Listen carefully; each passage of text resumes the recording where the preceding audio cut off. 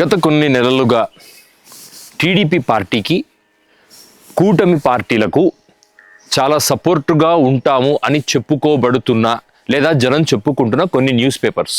Number 1 Andhrajyothy, number 2 Eenadu, మరికొన్ని news channels TV5 లాంటివి. వీళ్ళు basically they are pro TDP. ఇంకా చెప్పాలంటే they are not even pro కూటమి, దే ఆర్ ప్రో టీడీపీ. టీడీపీని అధికారంలో ఉంటే దానివల్ల వచ్చే స్టేక్స్తో they are surviving actually. So TDP కూడా ఏంటి అంటే, నువ్వు నీ కెపాసిటీ పెంచుకో, మార్కెట్లో పెంచుకొని నాకు సపోర్ట్ చేయి, నాకు సపోర్ట్ చేసి ఆ పర్క్స్ తీసుకొని నువ్వు బ్రతుకు, మమ్మల్ని లైమ్లైట్లో ఉంచు అన్న ఒక క్విడ్ ప్రో కోలో భాగంగా ఈ ఛానల్స్తో ఒక అలై నడుస్తూ ఉంటుంది టీడీపీకి, ఈ ఛానల్స్కి.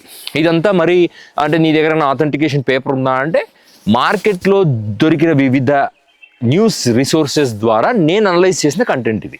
గత కొన్ని నెలలుగా ఏబిఎన్ ఆంధ్రజ్యోతి స్పెసిఫికల్లీ సిస్టమాటికల్గా గవర్నమెంట్కి వ్యతిరేకంగా, ఎక్స్పెషల్లీ చెప్పాలంటే మంత్రులు ఎమ్మెల్యేలు అవినీతి చేస్తున్నారు, ప్రజల దగ్గర దోచుకుంటున్నారు, ప్రజల సమస్యలు పట్టించుకోకుండా తమ డబ్బు వెనకేసుకోవటం మీదనే ఫోకస్ చేశారు అనే న్యూస్ కథనాలు చాలామంది చూస్తున్నారు. ఇన్ఫ్యాక్ట్ చాలామంది కూటమి పాలన క్రెడిబిలిటీని క్వశ్చన్ చేసే స్టేజ్కి ఇప్పుడు ఎందుకు వచ్చారు అంటే, ఏబిఎన్ ఆంధ్రజ్యోతి రిపోర్ట్స్ మాత్రమే.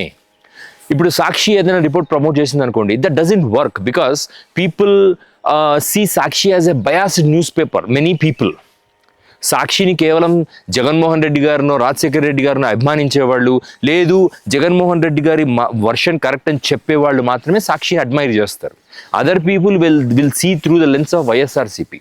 సో సాక్షి కన్నా క్రెడిబుల్ రిసోర్సెస్ ప్రభుత్వం మీద వ్యతిరేకత చూపించాలి అనుకుంటే it is none other than ABN Andhrajyothy. ఎందుకు ఏబిఎన్ ఆంధ్రజ్యోతి అంటున్నానంటే, ఏబిఎన్ ఆంధ్రజ్యోతి ఒక న్యూస్ కుక్ చేస్తే, అది కూడా ప్రభుత్వానికి వ్యతిరేకంగా కుక్ చేస్తే, దాని గురించి ఒక డిస్కషన్ కానీ డిబేట్ కానీ జరిగే అవకాశం ఉంటుంది, ఆస్కారం ఉంటుంది. చాలామంది వైసీపీ వాళ్ళు కానీ, కాంగ్రెస్ వాళ్ళు కానీ, ఇంక్లూడింగ్ టీడీపీ వాళ్ళు కానీ నాతో చెప్పిన మాట ఏంటంటే, ఈ ఏబిఎన్ ఆంధ్రజ్యోతి వాడు వీడు పెడుతున్న ప్రెషర్కి మాకు చాలా టెన్షన్ అవుతుంది. ఎమ్మెల్యేలు అని ఒక యూనిఫైడ్ టర్మ్ వాడతాడు. ఎవడు తప్పు చేశాడో ఎవడు తప్పు చేయలేదో మాకు చూపించట్లేదు, తప్పు ఎక్కడ జరుగుతుందో చెప్పట్లేదు. అవును, కొంతమంది 50% ఎమ్మెల్యేస్ తప్పు చేస్తున్నారు, మిగిలిన 50% ఎమ్మెల్యేస్ మంచిగా ఉన్నారు. మరి వాళ్ళ పరిస్థితి ఏంటి? ఫర్ ఎగ్జాంపుల్ రాయలసీమకు చెందిన ప్రొద్దుటూరు ఎమ్మెల్యే పెద్ద ఆయన, ఈజ్ ఆల్మోస్ట్ 80+ years old. అటువంటి వాళ్ళు నిజాయితీ పరులు ఉన్నారు. కానీ ఎమ్మెల్యేస్ అందరూ కరప్షన్ చేస్తున్నారు అని ఏదైతే న్యూస్ కుక్ చేస్తున్నారో, ఇది ఎందుకు అన్న క్వశ్చన్ చాలా మందిలో ఉంది. ఇన్ఫ్యాక్ట్ చాలామంది ఏమనుకుంటున్నారంటే, ఇంక్లూడింగ్ వైఎస్ఆర్సీపీలో సీనియర్ మోస్ట్ అనలిస్ట్ కూడా ఏమనుకుంటున్నారంటే, ఈ ABN Andhra Jyothi he wanted to take the control in the కూటమి గవర్నమెంట్. న్యూస్ అతని చేతుల్లో ఉండేలాగా కంట్రోల్ చేసుకుంటున్నాడు. మార్కెటింగ్ వరకు టీడీపీని కంట్రోల్లోకి తీసుకోవడానికి ఏబిఎన్ ఆంధ్రజ్యోతి ట్రై చేస్తున్నాడు అనేది కొంతమంది version. But the truth is here. TDP party యొక్క మాస్టర్ ప్లాన్ అసలు చంద్రబాబు నాయుడు గారు కానీ, నారా లోకేష్ కానీ, ఏబిఎన్ ఆంధ్రజ్యోతి రాధాకృష్ణ కానీ, ఈనాడు ఎండి కిరణ్ కుమార్ కానీ, వీళ్ళెవరైనా ఆలోచించకుండా, ప్లాన్ లేకుండా, ఫ్యూచర్ గురించి పర్స్పెక్టివ్ లేకుండా ఒక్క మాటన్నా మాట్లాడతారని మీరు అనుకుంటున్నారా?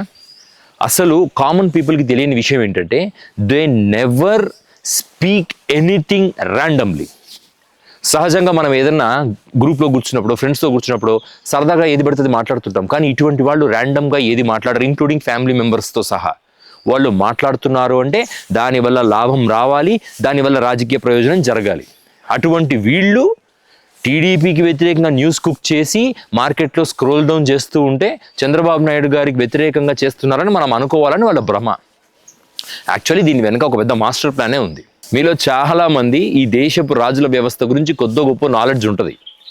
ఒక రాజు పరిపాలిస్తూ ఉంటాడు, వాడేమో 15 మంది పిల్లల్ని కంటూ ఉంటాడు. మొదటి కుర్రోడికి లాస్ట్ కుర్రోడికి ఒక 20-30 సంవత్సరాల డిఫరెన్స్ ఉంటుంది. కానీ వీడికి అంటానే ఉంటాడు. వాడికి ఆ రాజుకు 90 ఏళ్ళు వచ్చినా బ్రతికే ఉంటాడు. ప్రతి కొడుకు రాజు అవ్వాలన్న కోరిక ఉంటుంది.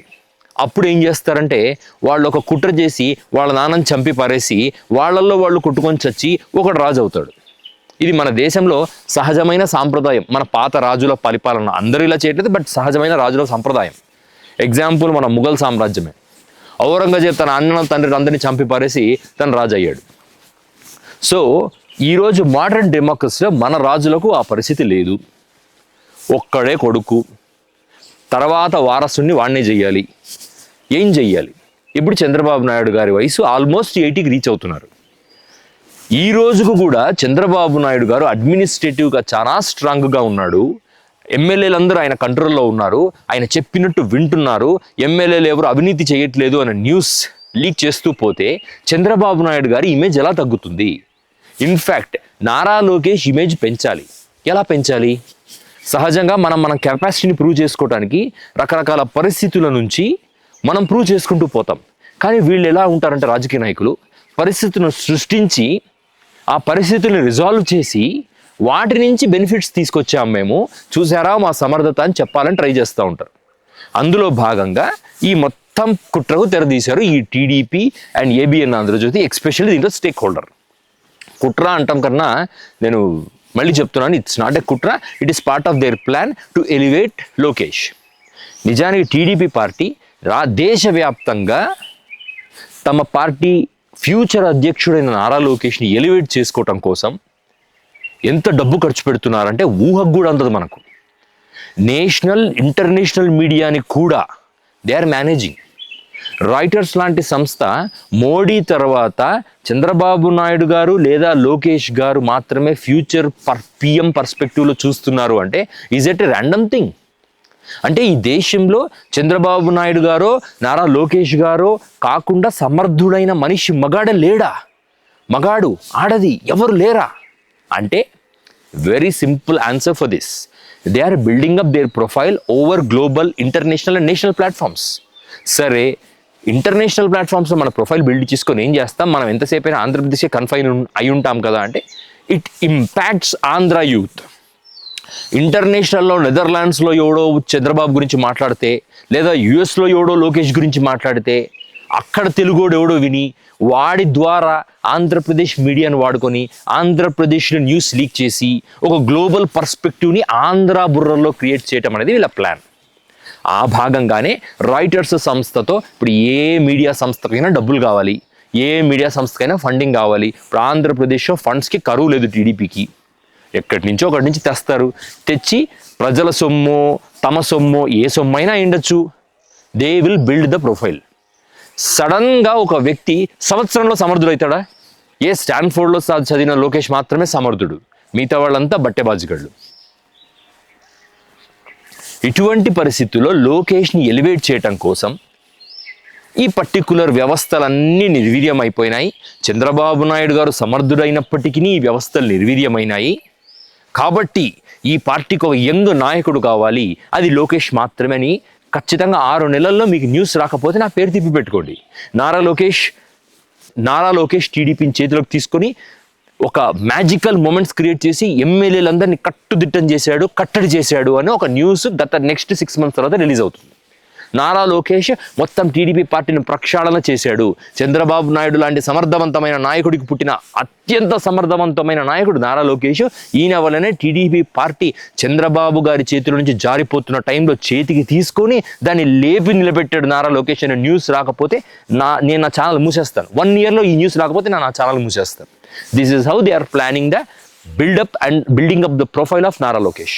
కానీ చంద్రబాబు నాయుడు గారు అన్నం తినాలంటే కూడా దానికి కారణం రాజకీయం అయి ఉండాలి అన్నంత రాజకీయాన్ని తలకెక్కించుకొని గత 40-50 సంవత్సరాలుగా బ్రతుకుతూ ఉన్నాడు. లేకపోతే ఒక మహానేత, ఒక పెద్ద సీనియర్ యాక్టరు, దేశం గర్వించదగ్గ నటుడికి అల్లుడు పక్కనే నిలబడి రోజు ఎన్టీ రామారావును చూస్తూ 11 మంది పిల్లలున్నా 11 మంది అల్లుళ్ళు కోడళ్ళున్నా అందరినీ దాటుకొని తాను సీఎం అయ్యి ఈ రోజుకు కంటిన్యూ అయ్యి బిడ్డకు పుట్టిన కొడుకును కూడా వారసునిగా, రాజకీయ వారసునిగా అనౌన్స్ చేసుకోగలిగిన కెపాసిటీ తెచ్చుకోగలిగినాడు అంటే అటువంటి నాయకుడు నార్మల్గా ఆలోచిస్తాడన్నది ఐ డోంట్ ఈవెన్ అజ్యూమ్. అసలు నా మైండ్లోకి అటువంటి ఆలోచన రావు. చంద్రబాబు నాయుడు గారితో మాట్లాడుతున్నా, ఆయన పక్కన నిలబడినా ఆయన నుంచి వచ్చే ఒక ఎనర్జీ, రేడియేట్ అవుతున్న energy, it's not an normal energy. అది ఒక రేడియో యాక్టివ్ ఎనర్జీ లాంటిది. అది ఎవరికి మంచో దాన్ని యాక్సెప్ట్ చేస్తే మంచి, దాన్ని యాక్సెప్ట్ చేసుకోకపోతే క్యాన్సర్ వచ్చి పోతారు. అటువంటి ఎనర్జీ రేడియేట్ చేస్తాడు ఆయన.